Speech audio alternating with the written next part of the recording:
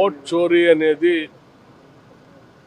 భారతదేశంలో ఉన్నటువంటి పౌరుల యొక్క హక్కుని కాలరాయటమే.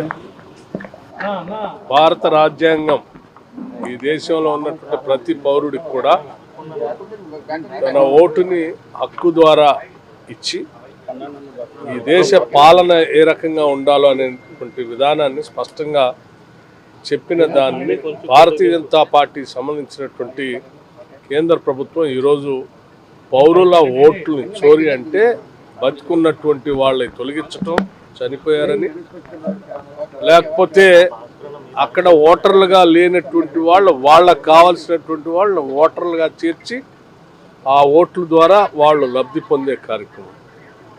దీనికి సంబంధించి అఖిల భారత కాంగ్రెస్ కమిటీ నాయకుడు, ప్రస్తుత పార్లమెంట్లో ప్రతిపక్ష నాయకుడు లోక్సభలో శ్రీ రాహుల్ గాంధీ గారు నిజాలతో, వాస్తవాలతో, ఉదాహరణతో సహా దేశవ్యాప్తంగా ప్రజలందరికీ తెలియజెప్పే విధంగా స్పష్టంగా వారు ఉదాహరించి చూపించారు. చూపించడమే కాకుండా చాలా స్పష్టంగా ఈ భారత ప్రభుత్వాన్ని, ముఖ్యంగా నరేంద్ర మోడీ గారి నాయకత్వంలో ఉన్నటువంటి ప్రభుత్వాన్ని సూటిగా ప్రశ్నించారు కూడా. ఓటు చోరీ ద్వారా ప్రజాస్వామ్యాన్ని కూనీ చేస్తూ ఉన్నారు. తద్వారా భారత ప్రజాస్వామ్యం పైనే దాడి జరుగుతూ ఉంది.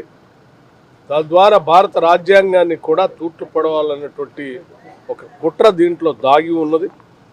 కాబట్టి ఓటర్లకు సంబంధించిన సమగ్రమైనటువంటి సమాచారాన్ని కేవలం హార్డ్ కాపీయే కాకుండా సాఫ్ట్ కాపీ కూడా అందుబాటులో ఉండాలని చెప్పి వారు డిమాండ్ చేస్తున్నటువంటి విషయం కూడా తెలిసింది.